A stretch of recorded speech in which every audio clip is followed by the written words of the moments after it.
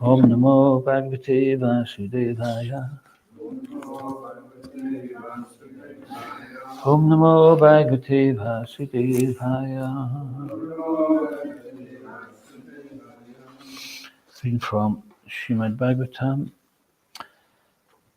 Canto 8. Now, this marker here is beginning of chapter 7, is that right? All right, so we finished that last thing. Okay. So, first of all, we have this summary of the chapter is as follows. Lord Shiva saves the universe by drinking poison, chapter 7, 8th canto. As described in this chapter, Supreme Personality Godhead, appearing in his incarnation as a tortoise, dove deep into the ocean to carry Mandara mountain on his back. At first, the churning of the ocean produced Kalakuta poison. Everyone feared this poison, but Lord Shiva satisfied them by drinking it, with the understanding that when the nectar was generated from the churning, they would share it equally. The demigods and demons brought Vasuki to be used as the rope for the churning rod. By the expert arrangement of the Supreme Personality of Godhead, the demons held the snake near the mouth, whereas the demigods held the tail of the great snake. Then, with great endeavour, they began pulling the snake in both directions. Because the churning rod, Mandara mountain, was very heavy and was not held by any support in the water, it sank into the ocean, and in this way the prowess of both the demons and the demigods was vanquished.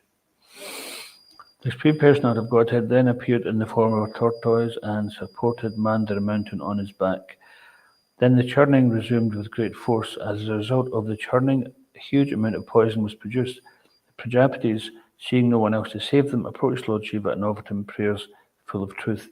Lord Shiva is called Ashutosh because he is very pleased if one is a devotee.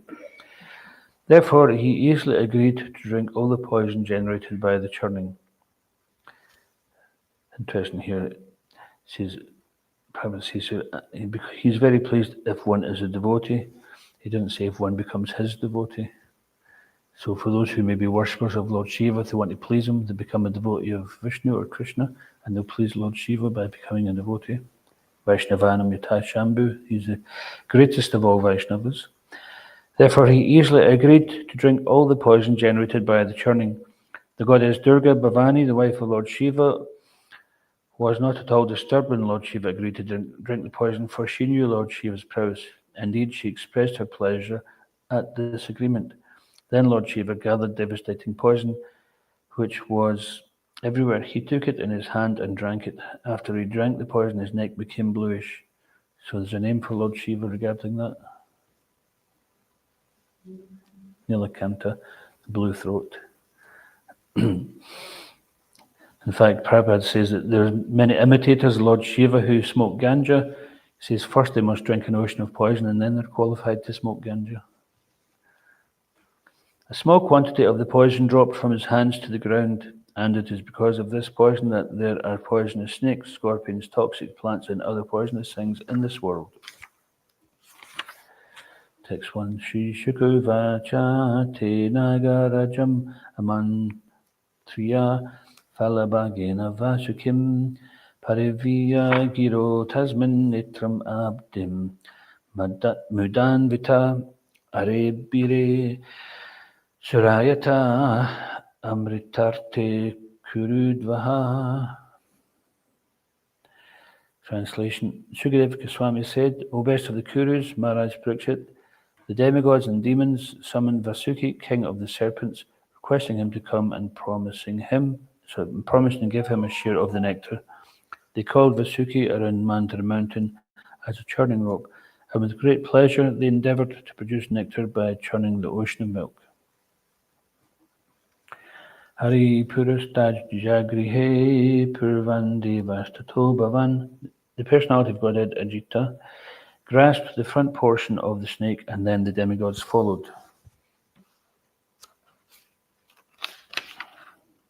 Okay, we can do this together.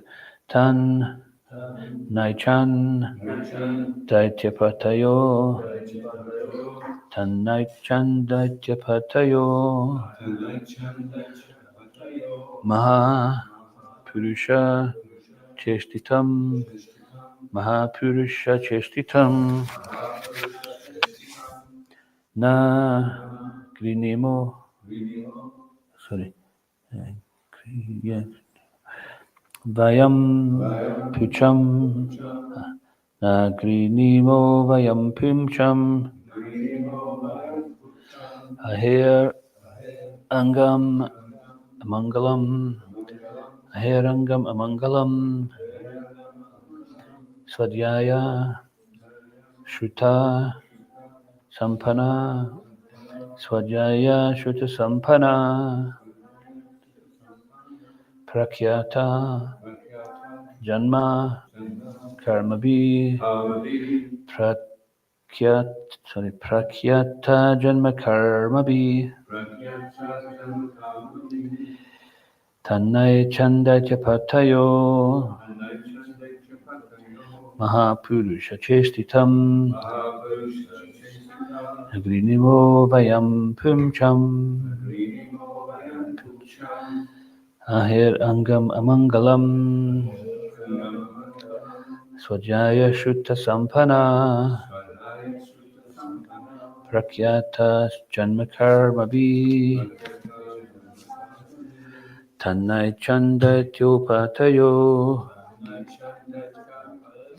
Mahapurusha Chestitam Agrinimo Vayam Pucham Ahir Angam Amangalam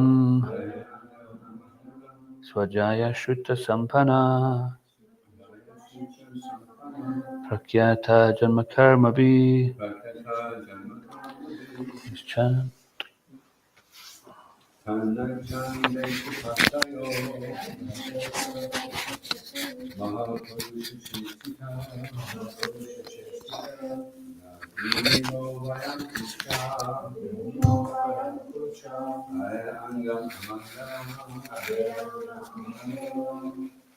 Svanjaya Sutta Sampana, Svanjaya Sutta Sampana, Pratyata Janmakamati, Pratyata Janmakamati, Tanmachanda Chapatayo, Tanmachanda Chapatayo, Mahapurusha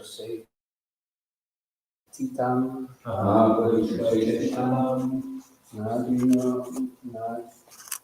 Namo Vayam Pucham, Namo Vayam Pucham, Mangalam, Mangalam, Swadhyaya Swadhyaya Swadhyaya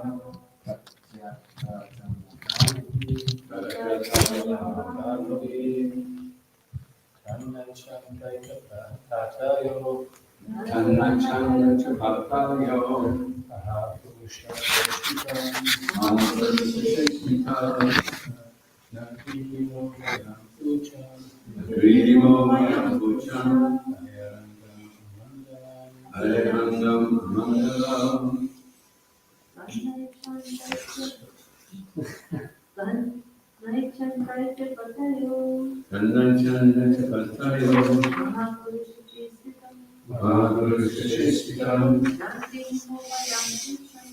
Nunimo Vayam Pucham, Ayangam Amangalam, Swadhyaya Sutta Sampana,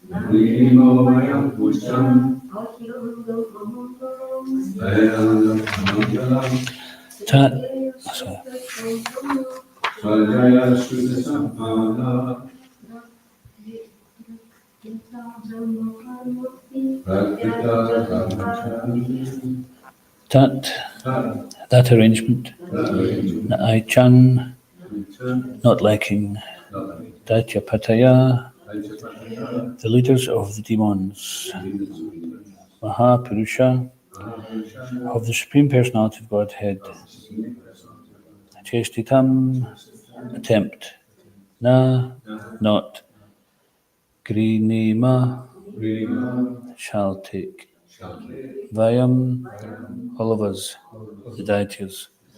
Pucham, the tail. Ahe, of the serpent.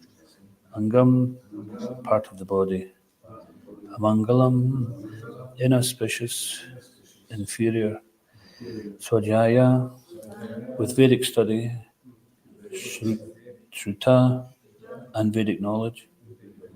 Sampana, fully equipped. Prakyata, prominent. Janma karma be, by birth and activities. Translation. The leaders of the demons thought it unwise to hold the tail, the inauspicious portion of the snake. Instead, they wanted to hold the front, which had been taken by the personality of Godhead and the demigods. Because that portion was auspicious and glorious, thus the demons, on the plea that they were all highly advanced students of Vedic knowledge and were all famous for their birth and activities, protested that they wanted to hold the front of the snake. I repeat, the leaders of the demons thought it unwise to hold the tail, the inauspicious portion of the snake. Instead, they wanted to hold the front, which had been taken by the personality of Godhead and the demigods. Because that portion was auspicious and glorious. Thus the demons, on the plea that they were all highly advanced students of Vedic knowledge and were all famous for their birth and activities, protested that they wanted to hold the front of the snake. Purport. The demons thought that the front of the snake was auspicious and that catching hold of that portion would be more chivalrous. Moreover, deities must always do the opposite of the demigods. That is their nature. We have actually seen this in relation to our Krishna conscious movement. We're advocating cow protection and encouraging people to drink more milk and eat palatable preparations made of milk. But the demons, just to protest such proposals, are claiming that they are advancing scientific knowledge, as described here by the words Swadhyaya Shuta Sampana. They say that, according to their scientific way, they have discovered that milk is dangerous and that the beef obtained by cow killings is very nutritious. This difference of opinion will always continue. Indeed, it has existed since days of yore. Millions of years ago, there was the same competition. The demons, as a result of their so-called Vedic study, preferred to hold the side of the snake near the mouth. The Supreme Personality of Godhead thought it wise to catch hold of the dangerous part of the snake and allow the demons to hold the tail, which was not dangerous, but because of a competitive desire, the demons thought it wise to hold the snake near the mouth. If the demigods were going to drink poison, the demons would resolve, why should we not share the poison and die gloriously by drinking it? In regard to the words Swadhyaya Shuta Sampana Prakyata Janma Karma Be, another question may be raised. If one is actually educated in Vedic knowledge, is famous for performing prescribed activities, and has been born in a great aristocratic family, why should he be called a demon? The answer is that one may be highly educated and may have been born in an aristocratic family, but if he is godless, if he does not listen to the instructions of God, then he is a demon. That's quite a simple definition. There are many examples in history of men like Hiranyakashipu, Ravan, and Kamsa, who were well educated, who were born in aristocratic families, and who were very powerful and chivalrous in fighting, but who, because of deriding the Supreme Personality of Godhead, were called Rakshasas or demons. One may be very well educated, but if he has no sense of Krishna consciousness, no obedience to the Supreme Lord, he is a demon. That is described by the Lord himself in Bhagavad Gita 7:15. Namam duskritino mudha prapadyante naradama maya pritagyana surambam asrita. Those miscreants who are grossly foolish, lowest among mankind, whose knowledge is stolen by illusion, and who partake of the atheistic nature of demons, do not surrender unto me. Asuram Bhavam refers to not accepting the existence of God or the transcendental instructions of the Supreme Personality of Godhead. Bhagavad Gita clearly consists of transcendental instructions imparted directly by the Supreme Personality of Godhead.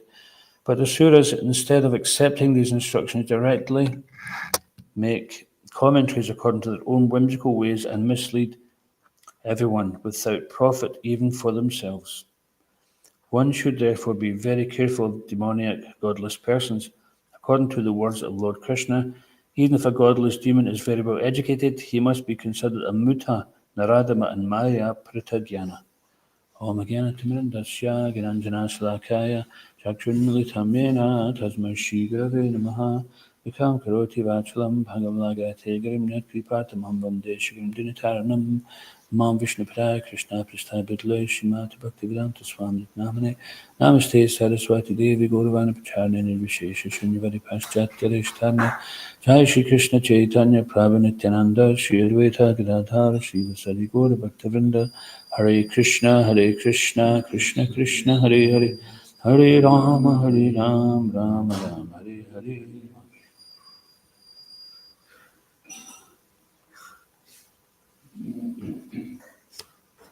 I'll just read these first 3 verses just to set the scene again. Shukadev Goswami said, O best of the Kurus, Maharaj Parikshit, the demigods and demons, summoned Vasuki, king of the serpents, requesting him to come and promising to give him a share of the nectar. They called Vasuki around Mandar mountain as a churning rope, and with great pleasure they endeavoured to produce nectar by churning the ocean of milk. The Supreme Personality of Godhead, Ajita, grasping the front portion of the snake, and then the demigods grasped the front portion of the snake, and then the demigods followed. The leaders of demons thought it unwise to hold the tail, the inauspicious portion of the snake. Instead, they wanted to hold the front, which had been taken by the Personality of Godhead and the demigods, because that portion was auspicious and glorious.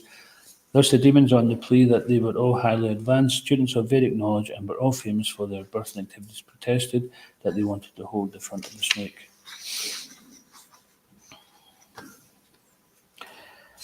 So interesting that they summoned Vasuki and they had to make some deal with him, that if you come along and do this for us, we'll give you something. So it's not necessarily that Vasuki was simply doing it as a matter of duty, out of bhakti, out of love, or out of dharma for the good of the universe. But actually, he had some interest in it. It was a business deal. And of course, in the summary, it mentions that Mandara dropped to the bottom of the ocean of milk because it was very heavy, and this will soon give rise to the appearance of a particular incarnation known as who? Kurma. Kurma, the great chef. No, not Kurma Das. Yeah, Kurma Avatar, the tortoise, or tortoise, whatever you want to call it. He's one of the Das avatars, and he supported the Mandara mountain. So interesting that the demons and demigods are struggling. There's always a struggle for supremacy in this world. Even within ourselves, there's a struggle of good over evil. Sometimes your mind is telling us one thing and we're thinking, no, don't do what the mind says. Or sometimes you're trying to do something, the mind's saying, no, do what I say. There's this internal struggle going on. But here we're seeing the struggle of good and evil is based on envy, because this is the nature of envy, that even if someone does something good for you, then you can criticize them. Because Krishna, if you see a snake, if you were to pick it up, where would you pick it up from? Would you pick it up from the tail? Mm-hmm. Yeah, because it can't bite you, naturally. So it's a dangerous part of the snake, and Krishna was, being the well-wisher of all living entities, he picked it up like that, so it couldn't bite. If you pick it with the tail, it just comes and bites. But the demons were so envious, and of course the demigods just follow Lord Vishnu. If Lord Vishnu had picked up the tail, the demigods would have went with him there. They're followers of the Lord. This has been exemplified here, that they're actually following because they have full trust in the Lord. that he knows what he's doing, and in this way they're protected. But the demons being envious of what the demigods have, then whatever they choose, they want that. They don't even know if it's good for them or not. It wouldn't have been funny if they went to grab it and then it bit them. It just reminds me of when I was a young child. I must have been about 4 years old, and I had something called the mumps, when your glands swell up. And a young friend came to my door asking if I was coming out to play. My mother said, no, he's not coming out, he's got the mumps. So he went back to his mother and asked, can I get the mumps? He was thinking that I had something which was obtainable that he wanted. And therefore he had to have it too. So this is a kind of, he was just a foolish child, of course, but it just shows you the kind of mentality that the demons have, that they just want what the demigods have without having any knowledge. So this is the nature of the demon, is that they're envious, and Prabhupada gives a good definition here. That is the nature, that whatever the devotees or the demigods do, the demons do the opposite. Prabhupada gives the example of cow protection, that they say that taking milk and butter is bad for you. Meanwhile, they're killing cows and eating beef. And it turns out, what were they doing? They were promoting margarine, which was just some leftover inedible thing, which was like one molecule off of plastic. So just a whole money-making thing. And then sometime later, it's shown that actually butter is good for you. There's a certain oil within ghee and butter, which is good for the heart. Butter isn't bad for it. Of course, anything in moderation.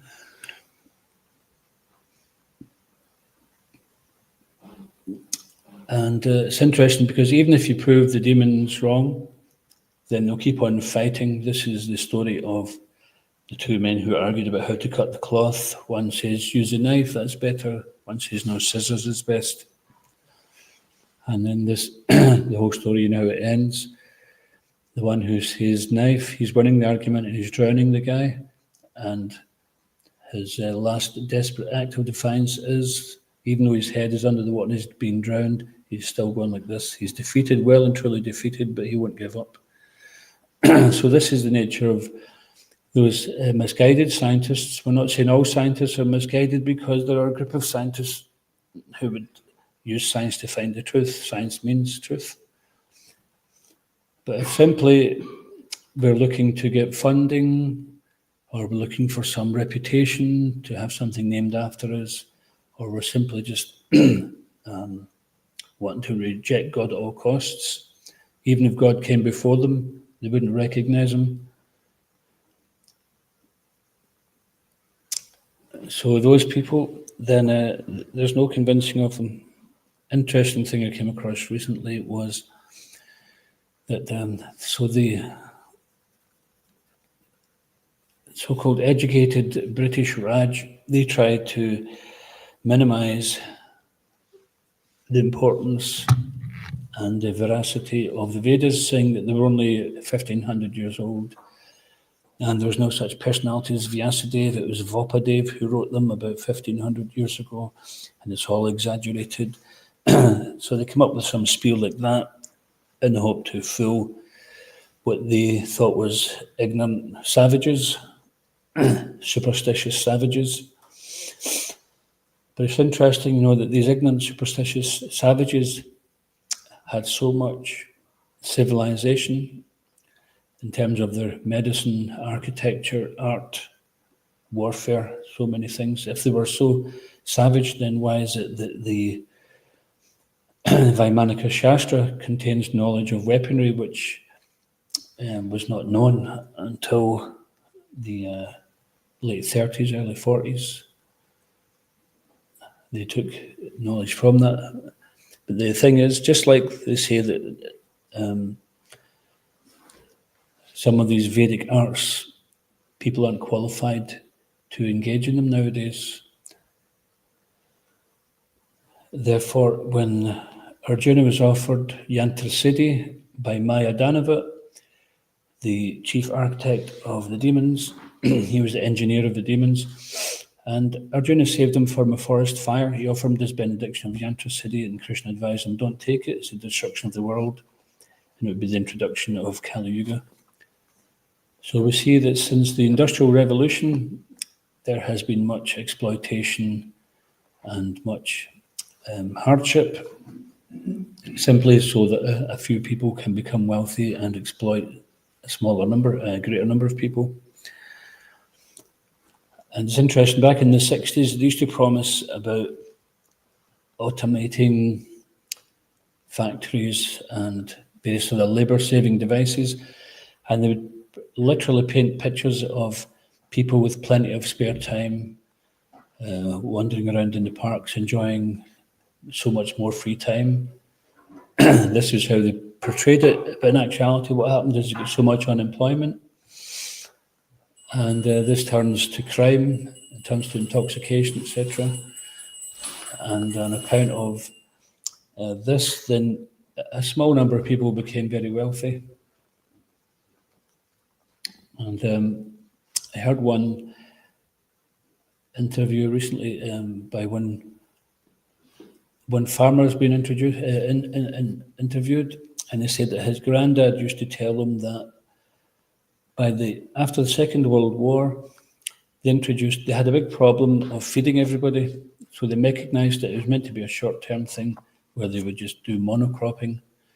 They plant one crop over vast spaces of land and use tractors to do it, and this was to solve the shortage of food. And his grandfather passed on the knowledge that previously, when they used to plough the field, he would see many birds. They would come and they'd go for the worms, etc. Typically, he says, but when they came to monocropping, after a few years of doing that, there was no birds because there was no worms. So the soil was being robbed of its nutrients, etc. So it's interfered with the environment. So this simple solution of an acre of land and a cow is the economic solution and food solution for everyone in the world. But because people are attached and accustomed to modern conveniences, then they would never give it up by choice. Only very, very few people would try such a lifestyle, and even amongst devotees who know this is a very good solution, sometimes they try to live on Hare Krishna farms, but because they're so conditioned to living in the cities and modern conveniences, then many of them give it up after a short time. It seems like a very nice notion, but the reality of it is it's a lot of hard work. For example, in some farms, they have to miss class in the morning because they have to go and harvest things which are growing, otherwise the crop goes to spoil.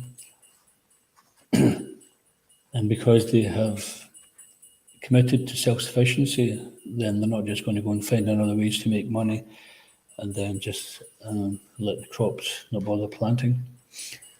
So what we're doing here, of course, in Srimad Bhagavatam, we're just doing a sample of that. We're not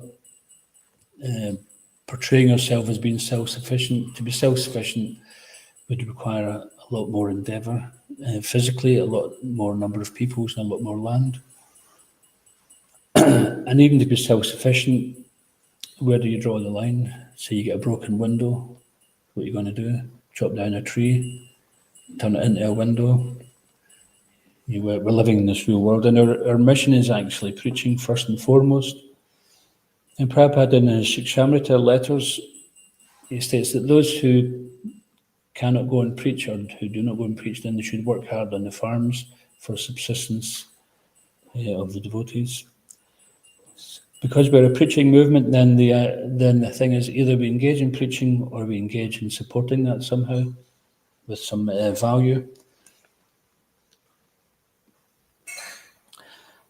So recently,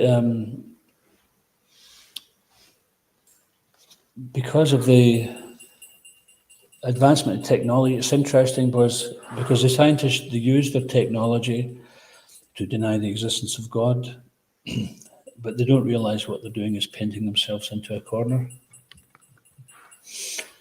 So I'll give you a couple of examples, by their advancement in technology, they're able to produce microscopes which are so powerful they can see the construction of a cell, which a couple of hundred years ago in the time of Darwin, they thought it was just some homogeneous blob. And because of that, then they just made so many speculations. But now the fact of the matter is they're able to see the construction of a cell as having so many interdependent parts. So you can just imagine if you went to the showroom, car showroom, and you bought a car, and there was part of an engine there, and they say, yeah, you can take it away tomorrow, we'll just tow it to your house, and maybe we'll have another part to contribute to it in a few years' time, and then perhaps by the end of your lifetime you'll have a car with an engine which is complete and fully runs. You'd think, well, this is a bit nonsense, forget it. It requires all the parts to be working simultaneously and interdependent to make it work. Similarly, even one cell requires that. What to speak of if they were to even break down those parts even further. So this understanding of the interdependent parts of the cell led many scientists who are honest to come to the conclusion of intelligent design. And of course, those who are of the scissors, then they come up with some other answer. Just like when they couldn't find the missing link, they come up with another term called, does anyone remember what it's called? Punctuated equilibrium.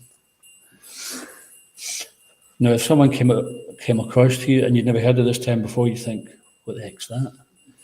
And because they say it in such a puffed up way, they think, well, these guys are really smart, I don't know what that is, so they must be right. And they play on that they come up with some terms, and then they become like the Kali Yuga Brahmins. They're the heads of society with all the knowledge.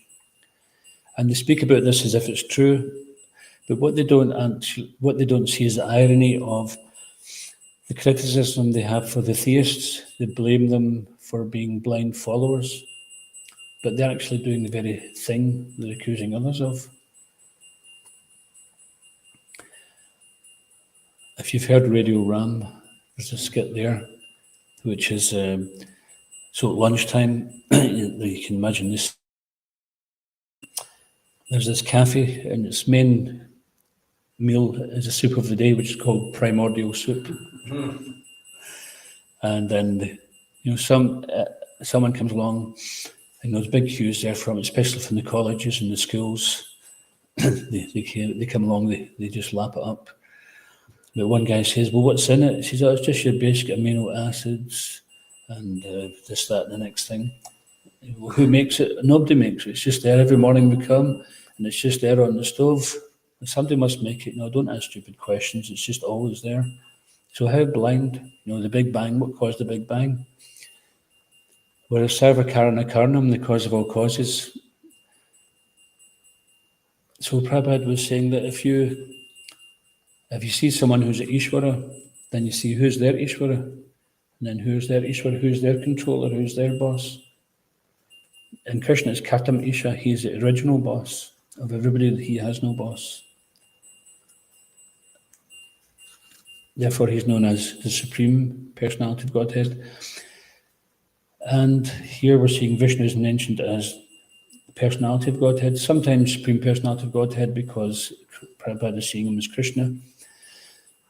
But Prabhupada also mentions that of all the personalities of Godhead, the different incarnations and expansions, Krishna is too Bhagavan Swayam. He is the Supreme Bhagavan. He's full in all opulences.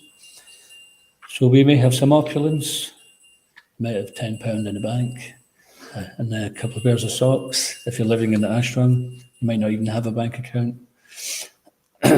And someone else may have some more, and demigods may have some more, etc. But who has more than Krishna? Krishna owns everything, and yet he has one other opulence, which is he's not attached to any of it. So as another example is earlier on we're talking about this fallacy of the Vedas only being 1,500 years old. So by their technology, they've developed satellites which can look down on the Earth. And recently they have found in places like South America. They begin to find it in Sahara Desert civilizations which existed. They can see the impressions underneath the forest or underneath the sand, things like that. But also they've noticed that the Saraswati River, which practically divides India from Afghanistan, I think it is. I'm not too sure on the geography of it, but so it was understood that this river would have dried up about 5,000 years ago, roughly, according to the scientific estimation. So some personalities decided to look up the Vedas.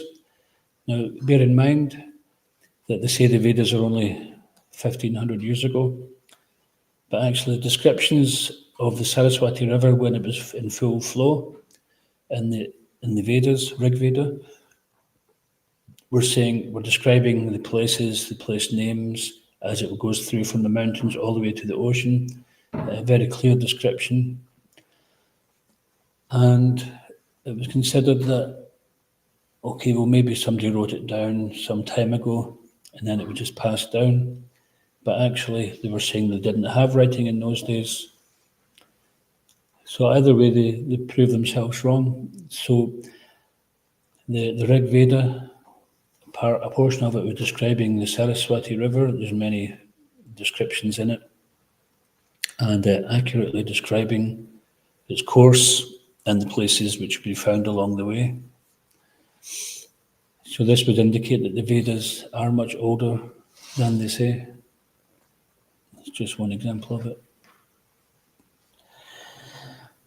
But no matter, see, if that's accepted, see, the scientists, and in those days the British were not so foolish, if they were to propagate that this knowledge is ancient, then they wouldn't be the superior, dominant, ruling force.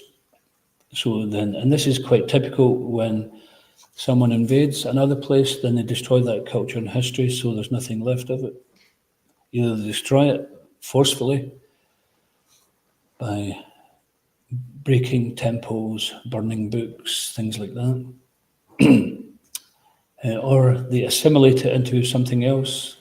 So say, for example, years ago I read this book, which is called, I can't remember what it's called, but it was about this healing herb echinacea. And it described the various types you can get, and some things I remember from it. The American Indians used it for curing gangrene and certain types of cancer. And there was a prescribed way of using it, that you use it for 2 weeks and then you stop for 2 weeks. Because if your body gets used to it, then it becomes less effective. Just like many medicines, if you use it all the time, it becomes less effective.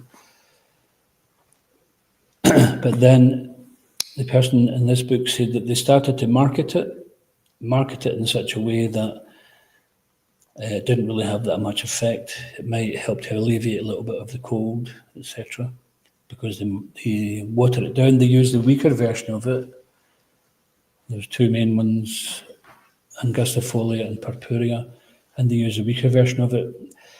So typically when something is going to be a threat to big pharma, for example, or to the capitalists, if the public is getting knowledge of it and they're starting to put some faith in it, then rather than going a campaign to try to smear it, then they absorb it, but then they water it down so that people just think, oh, well, it's not really going to do much. Let's see what's next year's herb. So this is also sometimes what happens with religion. They'll take that and say, okay, yeah, there's something to it, but it's mainly superstitious and that. Because if you just deny it altogether and there's some truth in it, then you can be in trouble. You can just see as being someone trying to suppress knowledge. So to accept it and appear to assimilate it, and then this is how they can also destroy the essence of it. So therefore, as devotees of Krishna are aspiring to be, then it's also each of our duty to be sincere in our endeavours to absorb Krishna consciousness and give it to others and not water it down so that we can hand. Prabhupada said his only qualification is that he never changed anything, so this is such an important statement, that we don't change anything. If we change anything, then it has to be authorised. Sometimes we maybe say something in the name of time, place and circumstance. That may be changing the detail, but the principle must have to stay the same. If changing the detail was changing the principle, then we have to not. We have to seek advice on that. So this is how we can act in confidence in our service when we're authorised. If our service is approved, then we can act in confidence.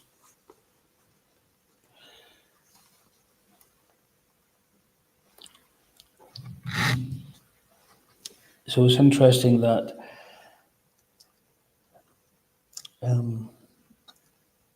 the other point made here is that these demons appear to be very learned. In Hiranyakashipu, for example, he wasn't just simply an upstart. He was very learned in the Vedas. He understood how to do austerities and sacrifices, but his motivation was for himself. It wasn't to please yogya. So just like when you're doing a fire yogya, you might go, idam such and such, swaha. Then you put the ghee and people throw the greens in. And then you go, idam Krishna, idam namama. Idam Krishna means this is for Krishna, idam namama, not for me. So each time you're doing it, you're reminding yourself, this is for Krishna, not for me. And in Kali Yuga, we need to remind ourselves a lot because we're so much inclined to doing things for ourselves. But the demons, they are quite straightforward about doing it for themselves because that is their whole ethos. It's about looking after number one. And this is the basis of material existence, I, me, and mine. So in the first canto, we'll find Prabhupada says in one of the purports that the first principle of spiritual life is nirmama, nothing is mine, everything is Krishna's. And if you can understand that and keep reminding yourselves of that, then even this body or the health that we have, whatever degree of health we have, Krishna has allowed us. So we use it the best we can in his service because we never know when something might step in the way of that. Just like we have one devotee just now, even during the middle of the marathon, he was doing well, and then overnight he was in hospital and he's not been well ever since. And who knew that would come? It could be for us too. So we try to use our body and our time and our actions in the Lord's service. Because there may come a time where we have to have a taste for hearing and chanting. If we have a taste, our chanting is actually asking the Lord for service. This is the first understanding of the chanting for us. And then when we're sufficiently enthusiastic about service, then the chanting will deepen. And they both complement each other. As we chant asking for service every day, it's not that we just have to say, oh Lord, give me service once, and then we don't have to say anything after that. I'm sure God heard it, why didn't he say it for 2 hours? Is he deaf? It's not like that. But by the chanting of the Lord's holy names, we're getting purified. And we're also having to prove our sincerity. And it's interesting, you can sometimes see someone's interest in doing service or lack of interest by the way they chant their japa. I've seen one devotee not too long ago. He was at the Sunday program. No, it was another program we had. Bead bag in one hand, phone in the other hand, listening to the class. And I was thinking, well, he must be a really good manager because he's spinning all these plates at once. But there's no such thing as multitasking because in Krishna consciousness we have to be single-pointed, giving our attention to what we're doing at the time. If we're chanting japa, we chant japa then. If we're supposed to be doing service, we do service. Because if we if we're distracted in one thing, we'll be distracted in the other. Also, recently I was speaking to someone just outside the temple in the temple grounds. It was one guest. He asked me a question, and as I was answering him, he started chanting japa. And I was thinking, maybe I need to tell him this, but I just didn't want to shoot him down right there and there, because if you ask somebody a question and then they start speaking to you, and then you start chanting, so are you listening to your japa or are you listening to the answer? Whichever one it is, you're missing out on the other one. So we should do one thing or another. And this way, Ekeha Karunandana, we become single-pointed, the resolute determination for devotional service, which will carry us through attractions to bhoga and aishwarya, sense enjoyment and material opulence. And we shouldn't foolishly think that we've done this after a few short weeks, months or years of chanting, that we've conquered over this, because there are many examples there showing that even years of practice, one can still fall into Maya. So we should be concerned that we stay vigilant in our Krishna consciousness. So even these demons, they appear to be practicing the same things as the demigods, but because their motivation was different, then they're categorized as demons. And this is, Prabhupada says here, if he is godless, if he does not listen to the instructions of God, then he is a demon. So that's listening to the instructions of the Lord. And it's been put into 4 categories, 4 types who don't surrender: duskritino, muta. So the duskritinos means those miscreants, is the naradam, the muta, maya pratagyana, and surambhavam ashuta. So just, everybody knows who a muta is. We know that, yeah. Yeah, muta means fool, right? Foolish. Naradam. Yeah. Considered the lowest of mankind, sophisticated sense enjoyer. Hawksborough said that they have, Prabhupada describes that they have all sorts of civilized amenities such as schools, hospitals, etc., but they have no God consciousness. So therefore they have all the gifts of God, they're taking advantage of all the natural resources, but they give no credit to God for these things. So they're the lowest of mankind, which is different from Narad. Narad means topmost human being. Narad means lowest. It's the accent on the first day or second day. And Maya Pratagyana, so one whose knowledge is stolen by illusion. And finally, the Surambhavam Ashuta, professed atheists, who at all costs just want to decry the very existence of God. Okay, any questions or comments? Talk Supreme.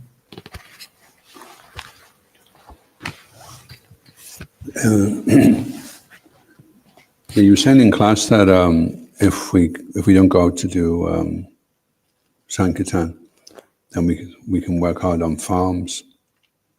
But it seems that working on a farm is a harder option than book distribution. And I was thinking, is it applicable, the philosophy of the snake and the mouse, that we go out and do book distribution, and then we get some mouses to make, do the farming, and then we just. There's one time where Srila Prabhupada was laughing, and he was with the devotees, and the park was completely empty. It was early in the morning, and Prabhupada says they've worked very hard to make this park, but we're the proprietors, we're the ones that are using it. Yeah, that's right. So that example of the rat or the snake makes a hole, and the snake goes and eats the rat and lives in its hole. So yeah, so when you buy something from the shop, that's what we're doing. They're already producing it. So in the context of that, the reason that Prabhupada was making such an engagement is for those who are of that who can't or won't go out and do it, then they need to have some engagement and need to work hard. Like Prabhupada says, for the grihastas to be safe, they should work so hard that at night they've got no energy for anything. All they can do is sleep. Now, but what if someone is so determined to enjoy their senses that even if they're dog tired, they'll still enjoy their senses? So the higher principle would be to engage in this highest welfare work for mankind. It can't really be equated in that sense, growing cabbages and distributing books on the street. The devotees should be humble and appreciate each other's service. If someone's staying back at the temple to grow some food, the person who's growing the food should be thinking, I'm growing this for the pleasure of the deities and Sanktan devotees. Sanktan devotees, seeing such a nice service attitude, they also think, I'm distributing these books so we can bring more people to Krishna consciousness, bring them to the temple so they can see the deities that are beautifully decorated and be attracted by the Lord's presence, who's been fed by the things growing with love and devotion in the garden. So this is the ideal thing. But what happens when envy creeps in? Then people start fighting for position and a bigger bit of the cake, and then that spoils it. And Hari Prabhu said that those communities, you travel to many communities around the world, and he says that those who are not sufficiently engaged in preaching, he says those are the ones that have trouble. He says if the focus is on preaching, then they don't have trouble. So that can be there for individuals. If they take their mind off of the goal, they forget why they're doing it, and then they start to weigh up what am I getting, what they getting, what's that one doing, why them, why not me. Then it becomes a real materialistic thing based on envy once again, which is falling back into the material. It's a symptom of Dhyayatova Puncham Sangasteshu Pajayate. From contemplation of the sense objects comes attachment. From that attachment is lust. When lust is frustrated, anger. And then from anger comes the bewilderment of memory, loss of intelligence, and one falls down again into material pool. Bloop. So we may still be wearing dhoti, tilak, sari, or whatever we're wearing, and appearing to be a devotee, but if we engage in such activities which are non-devotional, then can we really be counted in the category of a devotee? A simple example was Prabhupada mentioned just the other day, even a simple thing like, and we may be all guilty of it at times, and it's good to be honest about ourselves with these things, is that sometimes we do things as a devotee that we shouldn't do. So the example was one devotee was found sleeping in the boga room of the deities by Prabhupada, and he chastised him, called him a demon devotee. So he still gave him the hope that he could be a devotee, but what he was doing isn't the behaviour of a devotee. So sometimes that's like us too. We may not be perfect devotees, but we have to keep on endeavouring. If we give up the endeavour and then we just look at others' faults, then that's a problem. Anything else? I hope so. In class, you were saying we may change the details, but the principles stay the same.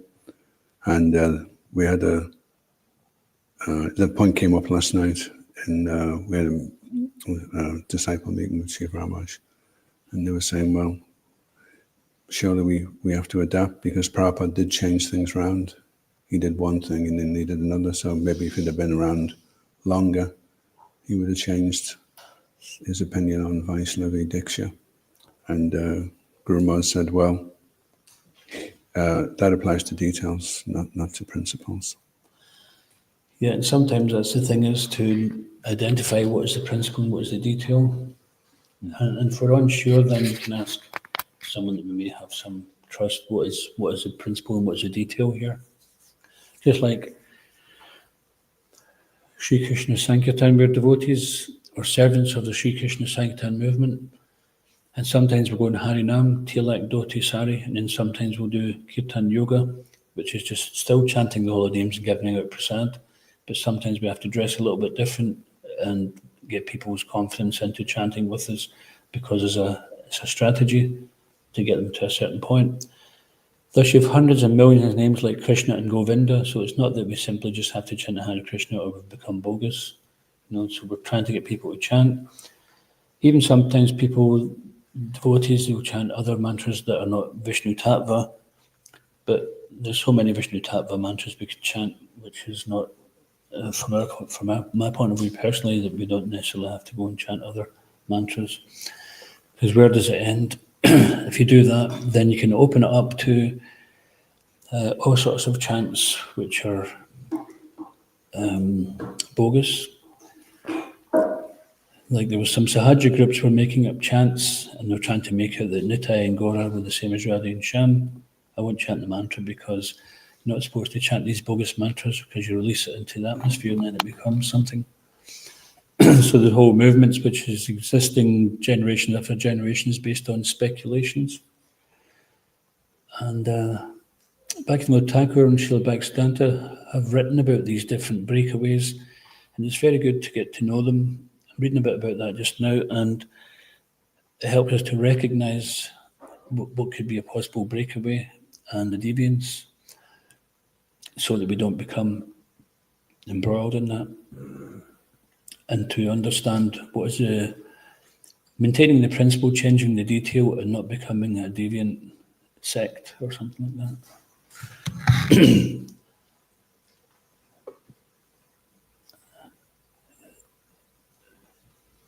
Yeah, so the detail and the principle, this is something which is important. And Prabhupada talks about that in his offering to Srila Bhaktivedanta, the oldest of all but in a new dress. And Bhaktivedanta Saraswati, he was such a strict person himself.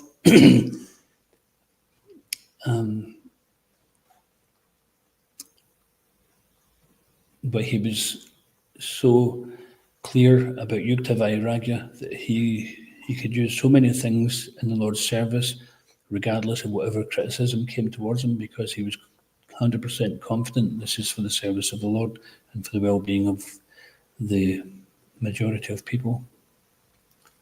Okay, we'll just stop there. It's well beyond the time. It's going to go in the key. So Prabhupada key. Srimad Bhagavatam key. We're about to in the key.